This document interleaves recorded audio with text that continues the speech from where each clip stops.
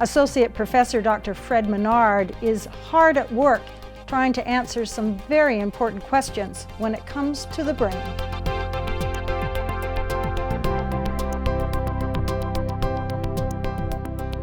We are really interested in understanding what happens when two neurons disconnect in the brain.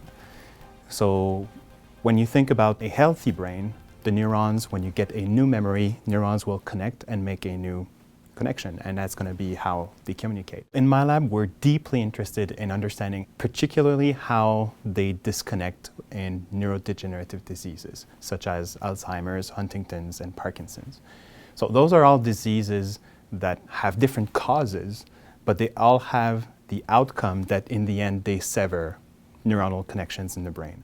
How it happens at the molecular level is really not known, and we're trying to understand how this takes place. So we're really trying to understand how a second type of cell in the brain interacts with this neuronal connection. So there's a second type of cell that surrounds the synapse and protects it. So those cells are called astrocytes. And they have not been studied in the past because they were not electrically active. So they were thought not to participate in exchange of information in the brain. And we are trying to understand now how they interact with the neurons. So what we do is we design molecules that will be able to label different proteins, and we modify those molecules with fluorescent tags to be able to do some imaging in live cells.